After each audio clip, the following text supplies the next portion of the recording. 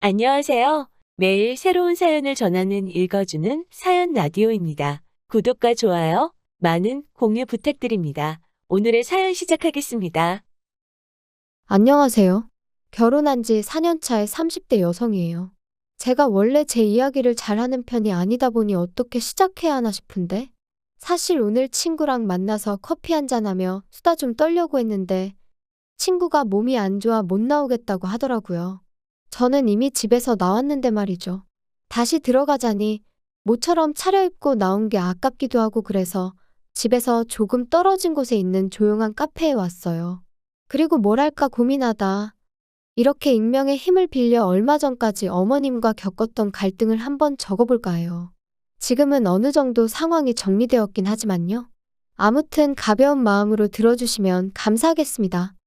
이렇게 말하면 좀 철없게 들릴 것도 같은데 20대 때는 당연히 30대에는 결혼해 있을 줄 알았고 30이 넘은 직후에도 마음만 먹으면 금방이고 할 수 있을 줄 알았어요.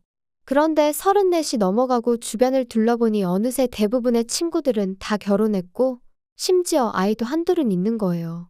그리고 그제서야 제가 너무 안일했구나 싶으면서 그때부턴 빨리 결혼해야겠다는 마음으로 소개팅을 하기 시작했는데 인연을 만난다는 게 밀린 숙제하듯 몰아서 한다고 되는 일이 아니더라고요.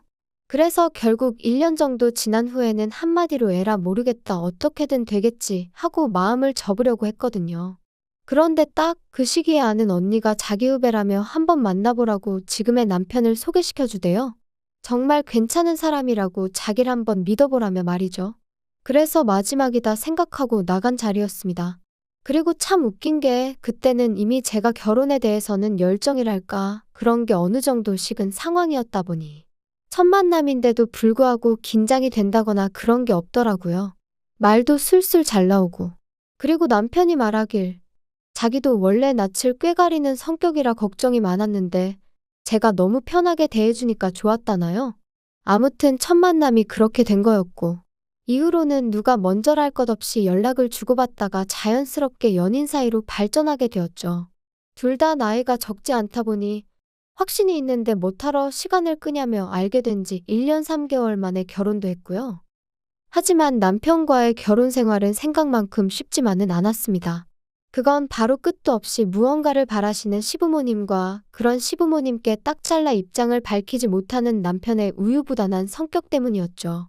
일단 저는 결혼 전에 시부모님하고는 딱 2번 만난 게 전부였어요. 그리고 그 2번마저도 처음 결혼 허락을 받기 위해 시댁에 인사를 드리러 갔던 날과 상견례 날이었다 보니 솔직히 시부모님이 어떤 분들인지 파악할 여유 따위는 없었거든요. 그런데 막상 식을 올리고 나니까 시부모님과 친정부모님은 왜 이렇게 다른 건지 사실 경제적인 부분이라던가 그런 것만 놓고 보자면 시댁이나 친정이나 큰 차이는 없었거든요. 그런데 예를 들어 식당에 간다고 하면 시부모님은 당연히 저희 부부가 산다고 생각하시는 반면 친정에서는 저희 자리 잡을 때까진 그래도 부모 그늘 아래 있다고 생각하라며 친정부모님이 먼저 내주시고 어디 장을 보러 가도 시부모님은 당연히 저희가 시부모님 몫까지 계산해줘야 한다고 생각하시는 반면 친정부모님은 그동안 먹고 싶었는데 비싸서 못 산 거 있음 지금 사라고 해주시고 솔직히 엄청 큰 단위의 돈이 오가는 건 아니었지만 그래도 그럴 때마다 얼마나 기분이 상하던지요. 하지만 이런 이유로 저와 어머님의 관계가 이렇게나 최악으로 치닫게 된 것은 아니에요.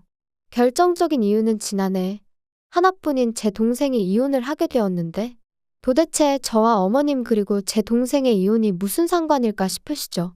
저도 제 동생이 이혼 소식을 알려왔을 때만 하더라도 그 일이 저한테까지 여파가 있을 거라곤 상상도 못했는걸요.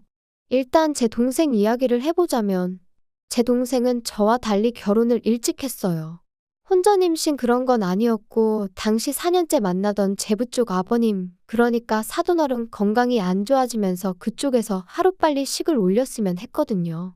사실 어차피 결혼 이야기는 오가던 사이고 다만 때를 정하지 못하고 있던 커플이었기에 그게 큰 문제는 되지 않았고요. 아무튼 그렇게 둘이 결혼하고 1년 만에 아이를 갖고 또 10개월 후에는 건강한 아들을 낳았고 솔직히 저랑 달리 여동생은 한마디로 교과서 같은 인생을 살았어요. 그런데 지금으로부터 2년 전 당시 조카 나이가 7살이었는데 사고로 세상을 떠났습니다. 동생은 임신을 하면서 직장을 관뒀다가 조카가 5살이 넘어가자 다시 일자리를 알아보기 시작했어요. 나이도 있고 경력이 단절된 기간도 길다 보니 너무 불안하다면서 말이에요.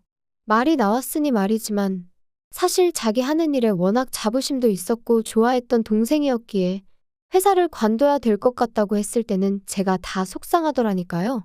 친정부모님 또한 나름대로 힘들게 뒷바라지한 딸이 결국 전업주부로 살게 된 걸 무척 안타까워하셨고요. 하지만 결국 보란듯이 동생은 재취업에 성공했어요.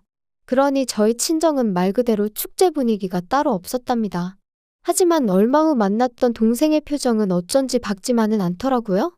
그리고 나중에서야 말하길 사돈어른께서는 동생의 재취업을 무척이나 못마땅해 하셨다대요. 다시 직장에 들어가겠다 했을 때부터 결혼하고 아이를 낳고 했으면 이제 여자 김지영이 아니라 남자 박지훈의 아내이자 박준우의 엄마로만 살아야 한다면서 자꾸 내 인생이 어쩌고 그러면 안 된다고 그거 아주 못된 짓이라고 그러셨다나요? 상견례 때 배웠던 사돈어른의 이미지와는 너무나 상반되던 여동생의 말에 저도 저희 친정부모님도 크게 충격을 받았어요. 아무튼 그리고 이후로도 걸핏하면 그깟 몇 푼 벌어온다고 유세 떠느라 네 할 도리를 똑바로 못하면 가만 안 두겠다. 네 친정엄마한테 전화해서 너 데려가라 할 거다. 정말 별의별 소리를 다 하셨더라고요. 하지만 이후로 동생은 직장 생활도 육아도 그런대로 잘 병행해 나가는 눈치였어요. 그런데 2년 전 그날 동생 말로는 갑자기 회사에서 지방에 있는 공장에 다녀오라고 하더랍니다. 진행 중인 프로젝트에 차질이 생겼네 어쩌네 하면서 직접 현장에 가서 사진을 찍어오랬다나요. 그리고 동생은 그걸 싫다 좋다 할 위치가 아니었기에 어쩔 수 없이 제부한테 전화해 잊지 말고 아들을 유치원에서 픽업하라고 했다는데 제부가 그만 그걸 깜빡했던 거죠. 그리고 그 사이에 혼자 집에 오던 조카가 버스에 치여 며칠 동안 병원에 입원해 있다가 세상을 떠났어요. 이 일로 양쪽 집안에서는 당연히 난리가 났습니다. 아니, 난리 정도가 아니라 말 그대로 초상집이 되어버렸죠. 그런데 어이없게도 이런 와중에 제부 쪽에서 동생 탓을 하기 바쁘더라고요.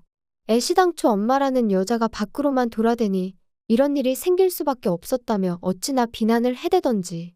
하지만 저희 쪽에서 보기엔 동생의 부탁을 깜빡한 제부가 더 잘못한 거 아닌가 싶었거든요. 그리고 막말로 조카는 제 동생 혼자 낳았냐고요. 그렇지만 동생이 그래도 자기 남편한테는 뭐라고 하지 말라고 그 사람은 자기한테 미안해하고 죽을 만큼 괴로워한다면서 감싸는데 아무튼 그때를 생각하면 지금도 가슴이 찢어지게 아프고 우라가 치밀고 그래요. 그리고 결국 그렇게 시달리던 동생이 제부한테 이혼하자 했어요. 같이 있으면 애가 더 생각나고 결국 당신도 미워지고 서로가 더 불행해지는 것 같다면서 제부한테 제발 놓아달라고 그랬다대요. 그리고 이혼만큼은 절대 못한다던 제부도 결국엔 동의했던 거지요. 그런데 여기서 제부가 생각지도 못한 얘기를 꺼냈습니다. 자기 엄마 때문에 많이 힘들었겠다며 가족이 살던 아파트를 제 동생 명의로 바꿔줬거든요. 참고로 동생은 조카가 죽고 나서 청소기 필터에도 조카 머리카락이 있다며 못 비우고 있을 정도로 조카의 흔적이 조금이라도 남아있을 법한 물건부터 시작해 조카가 쓰던 방까지 정말로 애착이 컸어요. 그래서 이혼하자 했을 때도 집을 처분할 수도 없고 어쩌면 좋으냐고 무척이나 걱정했었죠. 조카가 쓰던 방은 도저히 정리할 자신이 없다면서 말이에요. 그리고 다행히 그 마음을 제부는 알아줬던 거죠. 그런데 이 이야기를 들으신 어머님께선 말 그대로 막말을 쏟아내셨습니다. 그래도 네 동생은 참 재수도 좋다면서 남들 같으면 애 죽인 애미라고 손가락질 받았을 거라나요? 그리고는 그 남자 부모는 아파트 명에 바꿔준 거 아는 거냐? 모르니 가만히 있지 알면 그냥 둘 리가 없다. 우리 집 같으면 어림없다. 뭘 잘했다고 재산까지 낼름 받아먹냐. 그리고 제 입장에선 당연히 이런 소리를 듣고만 있을 수는 없더라고요. 그래서 어머님한테 저희 친정일 가지고 이러쿵저러쿵 하지 마시라고 저도 한번 신우 얘기 가지고 막 떠들어 볼 거냐 그랬어요. 그리고 아파트를 받았다고 제 동생이 받은 상처가 아무는 거 아니다. 하지만 그나마 아파트 줄 형편이라도 되는 집이니 얼마나 다행인지 모르겠다고. 까놓고 말해서 신우는 지금 이혼당하기라도 하면 집은커녕 차나 한 대 받을 수 있겠냐고요. 사실 저희 친정이 조카 장례 치르고 동생 이혼으로 시끄러웠던 동안 시댁이라고 아무 일도 없던 게 아니었어요. 남편에게는 위로 4살 많은 누나, 그러니까 저에겐 신우가 있는데 신우가 씀씀이가 장난이 아니었거든요. 누가 보면 진짜 재벌집 딸인가 싶을 정도로 비싼 물건도 척척 사나르고 어머님한테 선물도 자주 해드리고 뭐 자기 돈 자기가 쓴다는데 누가 뭐라 하겠냐마는. 그런데 심해부가 서울로 올라오게 되면서 그동안 신우 씀씀이의 비밀도 만천하에 드러나게 되었습니다. 심해부가 다니던 전 직장은 지방에 있었고 그러다 보니 이런저런 문화적 복지라던가 혜택이 많은 건 아니었는데 딱 하나 정말 부러웠던 거, 그건 바로 사택이 있다는 거였어요. 사실 남편에게 듣기로 심해부나 신우나 결혼할 당시 모아둔 돈도 없었고 양쪽 집안에서 그렇다고 크게 도와줄 형편도 아니었다 보니 사택은 정말 큰 도움이 되는 상황이었다대요. 그런데 이제 두 사람 사이에 아이가 생기면서 신우는 무슨 생각이었는지 모르겠지만 심해부는 종종 애는 서울에서 키워야 된다 그런 소리를 하더라고요. 그리고 그 소리는 애가 커갈수록 더 자주 들려왔는데 그 집이 원래 엄마인 신우보다 아빠인 심해부가 더 자식 교육에 열을 올리는 편이었거든요. 아무튼 그래서 심해부가 서울에 올라오고 싶은가 보다 올라오겠구나 싶더니 기어이 서울에 있는 회사로 이직에 성공했다면서 2달 안에 이사를 온다는 거예요. 그리고는 신우더러 그동안 모아놓은 돈에 대출받아 전세라도 구하게 알아보라 했던 건데 문제는 심해부의 생각과 달리 신우는 한 푼도 모아놓지 않고 그동안 심해부가 벌어다 준 돈을 다 써버렸던 거였죠. 신우는 자기 이러다 이혼당한다며 하루가 멀다 하고 어머님한테 연락을 해대는 눈치였어요. 그리고 그렇게 어머님이 내리받은 스트레스는 고스란히 저희 남편한테 전달되어졌죠. 어머님께선 이러다 네 누나 이혼당하면 어쩔 거냐고, 가만히 보고만 있을 거냐, 네 누나가 얼마나 너한테 잘했냐 하시며 남편을 들들 볶으셨는데 사실 신우가 얼마나 저희한테 잘해준 건 없어요. 저는 싫다고 필요 없다고 하는데도 자기가 쓰다 질려버린 명품백을 준다던가 심해부가 안 입는다며 비싼 옷을 남편에게 가져다주는 일이 몇 번 있긴 했지만 솔직히 고맙기는커녕 부담스럽고 짐스러워서 돌려준 지 오래였으니까요. 아무튼 이런 식으로 몇 번 통화가 오가더니 하루는 어쩐 일로 어머님이 남편이 아닌 저한테 연락을 해오셨어요. 그리고는 당신 아들하고는 대화가 안 통한다며 저랑 얘기를 하셔야겠다 하시더니 정말로 저희 집에 오셨습니다. 그리고 사람이 직감이라는 게 있으니까 잘은 몰라도 제가 듣고 싶은 소리는 아니겠구나 싶대요. 그래서 솔직히 뭔진 몰라도 일단 무조건 거절하겠다는 마음으로 어머님과 마주 앉았는데 어머님 말씀은 제 예상을 훨씬 뛰어넘는 것이었어요. 제 동생 이야기를 꺼내시면서 거기서 동생이 혼자 살지 않냐 하시더니 그러지 말고 그 집을 신우한테 잠깐이라도 내주면 안 되겠냐셨거든요. 어차피 제 동생은 이참에 친정에 가 있게 하라는 나름대로 대안까지 제시하시면서 말이죠. 어이가 없어서 제가 그게 말이 되냐 제발 상식선에서 얘기 좀 하시라고 화를 냈어요. 제 동생이 그냥 혼자 그 집에 살고 있는 게 아니고 상황이 상황인지라 그러고 있는 건데 하지만 이후로도 저는 도무지 화를 삭힐 수가 없어서 도대체 사람이 어떤 식으로 뒤틀리면 생각을 그런 식으로 할 수 있는 거냐고 따졌습니다. 그랬더니 어머님이 말씀하시길 죽은 사람 바짓가랭이 붙들고 늘어진다고 돌아오는 거 아니라면서 산 사람이라도 제대로 살아야 하지 않겠냐.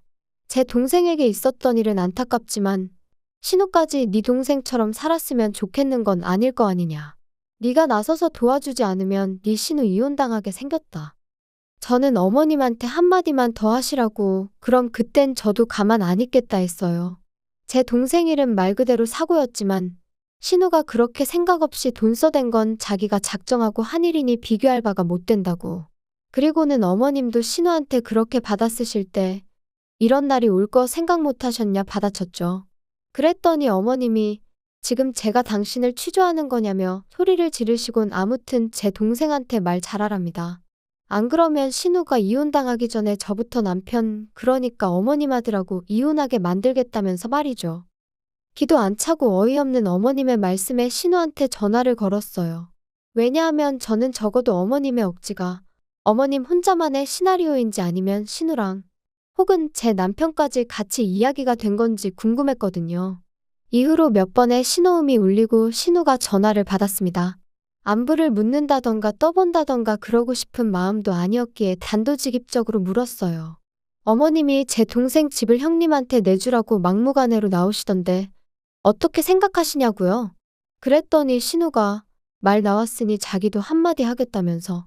요즘 저출산이라고 뉴스에서 매일 나오는 거 알지? 그러니까 나처럼 애 키우는 사람들이 존중받는 사회가 되어야 돼. 더 좋은 환경에 있어야 되고, 사회적인 배려가 필요하다니까? 그리고 우리 엄마나 내가 올케한테 바라는 것도 별거 없어.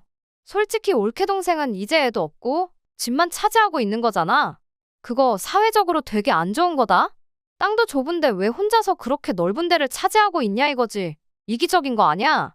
그리고 내가 키우는 내 아들은 나만의 아들이 아니고 우리 모두의 아들이라니까? 나중에 내 아들이 자라서 세금 내고 하면 그걸로 우리가 받아 쓰는 거니까. 올케 동생도 마찬가지고. 그러니까 소중하게 돌봐줘야 하는데 살 집 하나 못 구해서 내가 이혼이라도 하게 되면 안 되지 않겠어? 무슨 개소리를 그렇게 정성스럽게 논리적인 척 하는지 정말 못 들어주겠더라고요.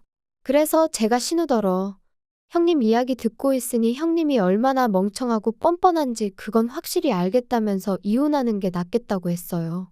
이혼하고 애는 심해부 혼자 키우는 게 애한테 훨씬 도움이 되겠다고요. 형님 같은 사람들 때문에 멀쩡한 애엄마들이 싸잡아서 욕을 먹는 거라고. 진짜 머리가 어떻게 된 거 아니냐고 그러곤 병원이나 가보라 했죠. 그리고 이 통화로 인해 다시 한번 시댁에서는 난리가 났어요. 당연히 신우는 제정신이고 저더러 미친 엑스라면서 말이죠. 화도 안 나더라고요. 다 그나물의 그 밥인 걸 알게 되었으니 어이만 없었달까요? 그리고 다행이라고 해야 할지 이런 와중에 저희 남편은 그래도 제 편이었어요. 아니, 솔직히 말하자면 제 편이라기보다는 적어도 어머님이나 신우 편은 안 들더라고요. 제가 그쪽 욕하면 자기가 생각해도 제정신이 아닌 것 같다며 한마디 덧붙여주긴 했고, 그렇지만 그렇다고 그쪽에다 대고 저한테 사과해라 어째라 그런 소리는 또 못하는. 그래서 솔직히 시댁이 재수없어서 남편하고도 이혼해버릴까 그 생각도 안 한 건 아니었는데 일단은 안 하려고요. 사실 남편을 너무 사랑해서 그런 것보다는 동생 일로 친정부모님 속이 얼마나 상하셨겠어요. 그런데 거기다 대고 저도 이혼하게 되었다 그런 말은 차마 못하겠습니다. 할 때 하더라도 지금은 아니다 그런 거지요. 그리고 한편 심해부가 결국 신우가 모아놓은 돈도 없고 심지어 절대 안 된다고 했는데 몰래몰래 골프까지 배워서 필드에 다닌 것도 알게 된 모양이에요. 역시나 예상대로 심해부 입에서 이혼 소리 나왔고 들리는 말로는 재산 빼돌린 걸로 신우랑 어머님을 고소할 거라던데 가족 사이에 가능한 이야기인지는 모르겠지만 어쨌든 볼만하겠다 싶어요.